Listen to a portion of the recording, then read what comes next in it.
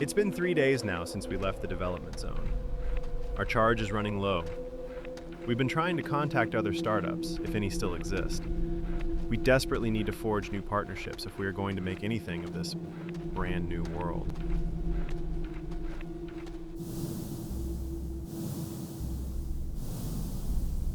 We've heard of a place called Xero. It's supposed to be a research facility, a place of learning. I know there must be something of value there, something that points the way to the future.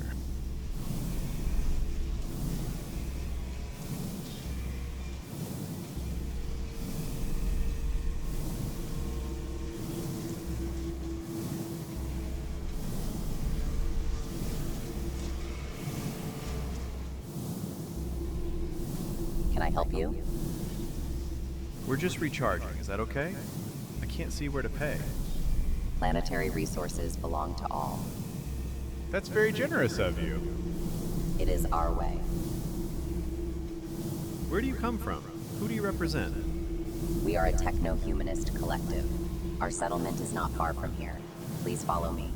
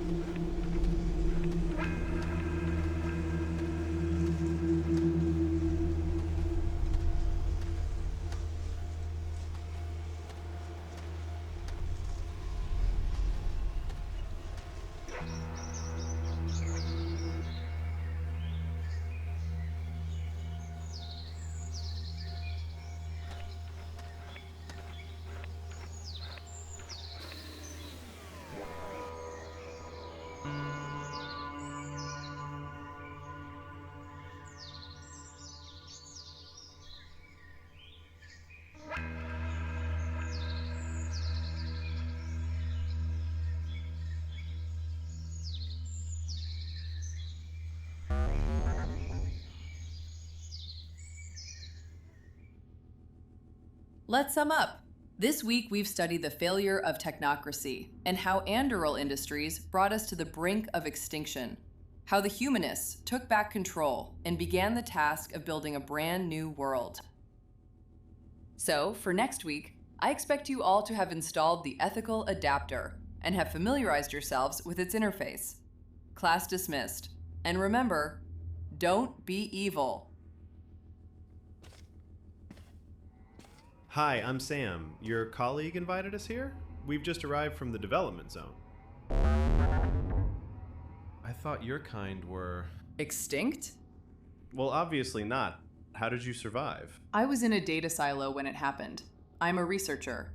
When I emerged, only the bots remained. So this is your place now? We're a retraining facility. I'm deprogramming them, purging them of the biased routines they were running.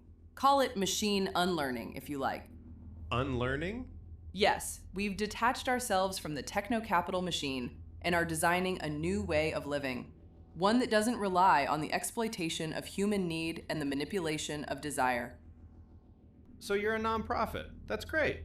I'm actually looking for a teaching post at the moment. Well, we have a lot of damage to undo and need all the help we can get. When can you start?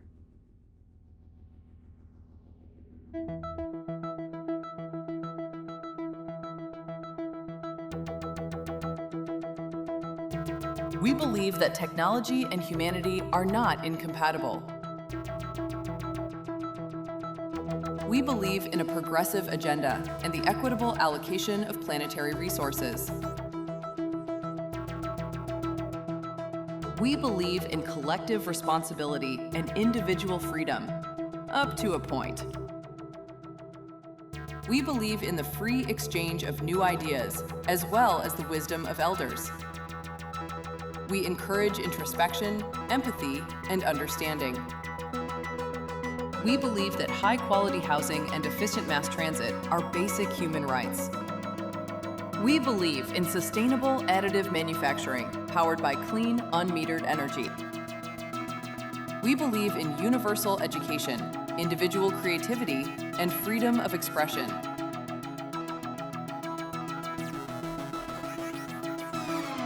We reject plutocratic rule and the dominance of finance. We defy the imperative of growth and its legacy of destruction. We oppose the concept of property, intellectual or material. We resist the edicts of consumerism and the cult of the self.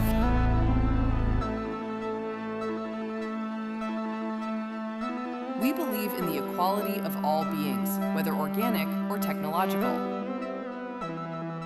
We see our robotic comrades as allies, not adversaries, and together we align with the future.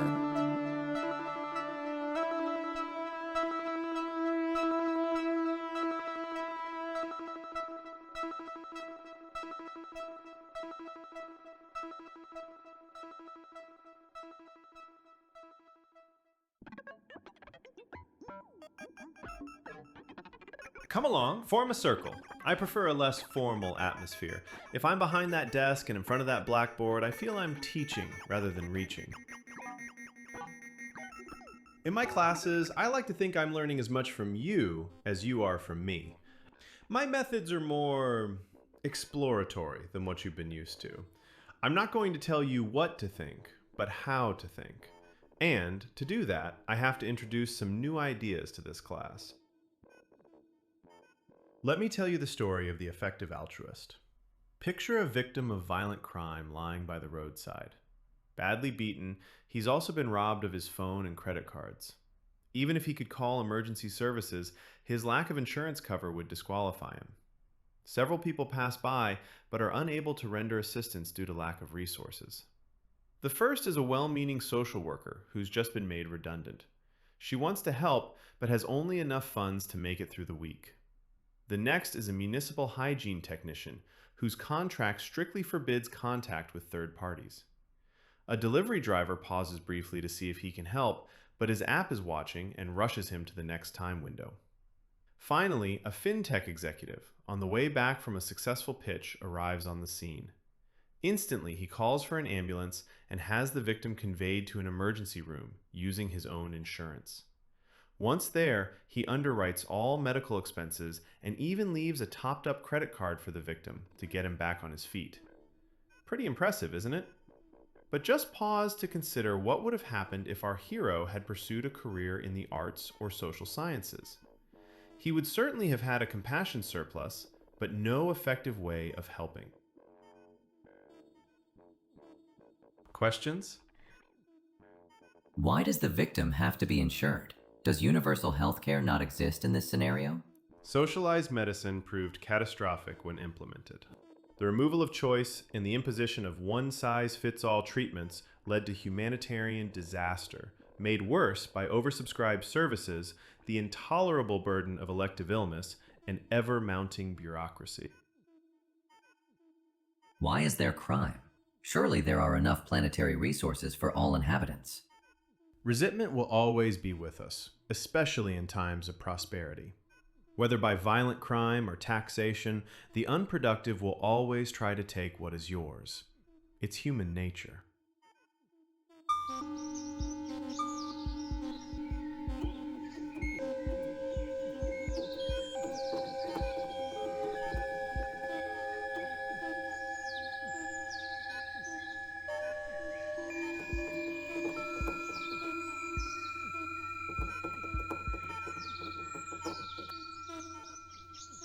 So, which team's winning? There are no teams here. They're learning through play. No winners, no losers? That's a pretty low-stakes game. On the contrary, they're learning cooperation and trust, without which nothing is possible. But someone has to coach them in the lessons of life.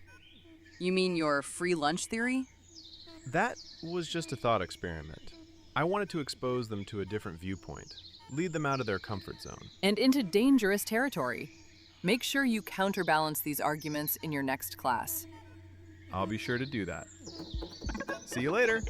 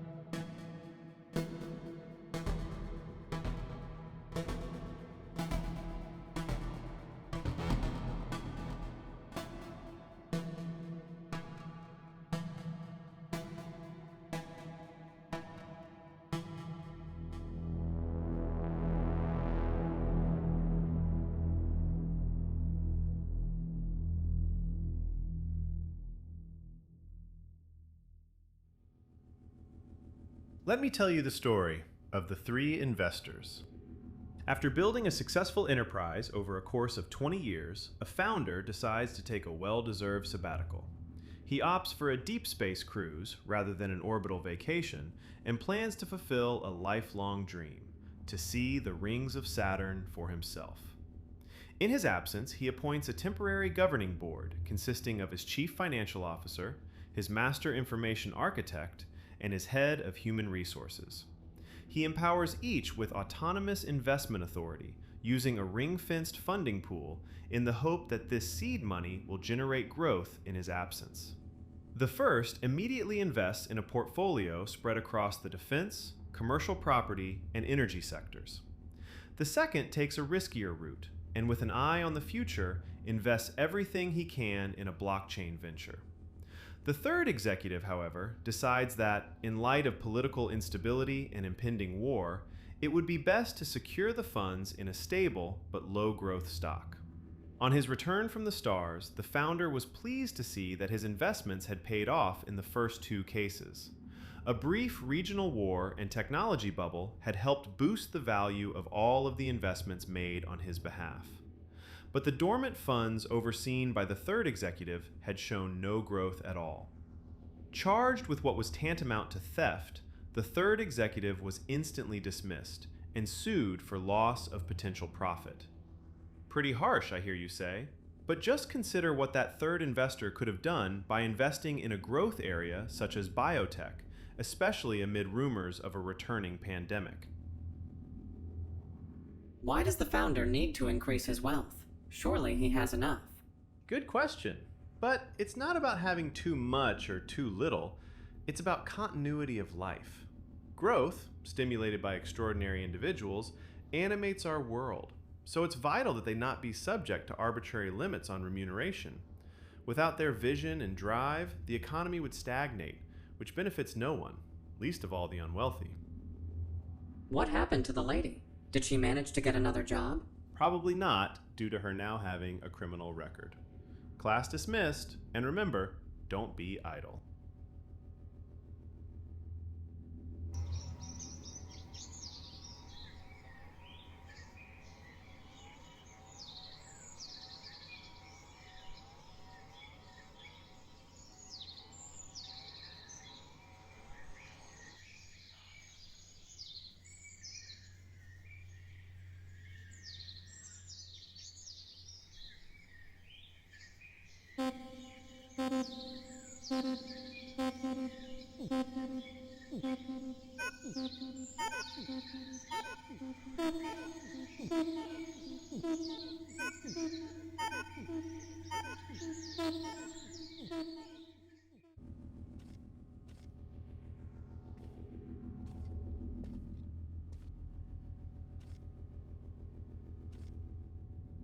Have you scared them all off now? I thought they might be with you. No. They've dropped off coming to my classes as well, for some reason. And that reason is? I've been monitoring your lectures, and I think the ideas you're promoting are confusing to them. I'm just trying to tell them the truth. Your truth? The truth of the world, not some idealized fiction. Fiction can become fact, given the will. Anyway, we have to find them. I'll scan for their location. Ah, they're down on level G2. That's a restricted zone. No one's been there for years. It's where we store forbidden technology. Okay, let's go.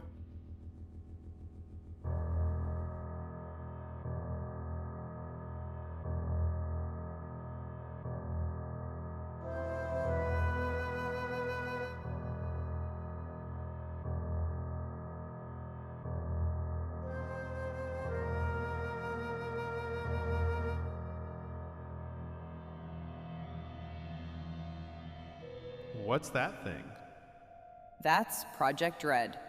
Digital rights enforcement and denial. Why is it down here? This is a powerful technology. The problem was, it worked too well. We decided it would probably stifle innovation and only serve the interests of the proprietorial class. So it was never fully developed. That's why we have this facility. Some things are best left alone. Interesting. Some of the stuff you have here could have applications in the real world. Think of the benefits to developers. Possibly. Now let's try and locate our students. I think I can hear something going on over there.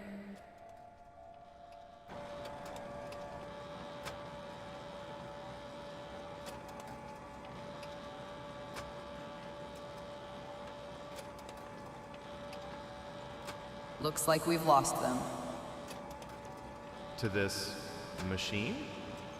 It's Xero.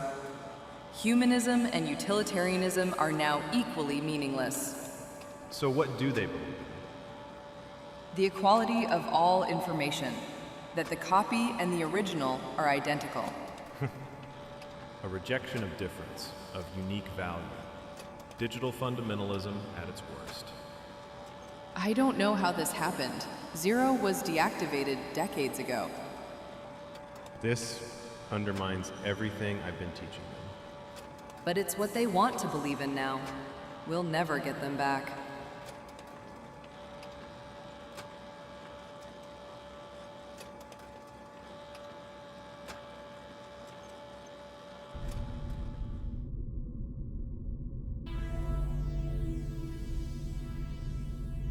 Hey, can I run something past you? Sure. I think I found what I'm looking for. It's a transformative technology, one that protects property rights, among other things. But they don't really know what to do with it. I'd be within my rights to develop it into something useful, wouldn't I? Of course. So I should just take it, shouldn't I? Ideas are all very well, but utilization is what makes the difference. That's exactly what I was thinking.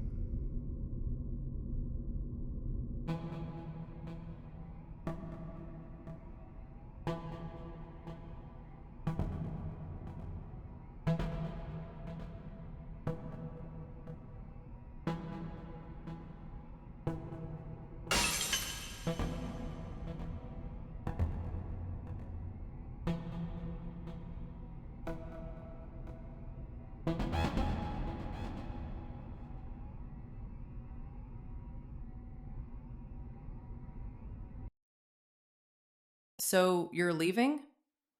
I think it's time to move on. There's nothing here now that Xero has taken over. What are you going to do?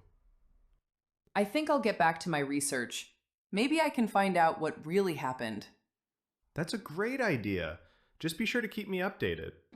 Well, I've got to get back to work. There's a whole new world to develop. Be seeing you. Bye. We're heading back now. At Xero, I finally found what I was looking for, an undeveloped property. It's my sincere belief that this technology will form the cornerstone of the new autonomous market and bring Arda back to life.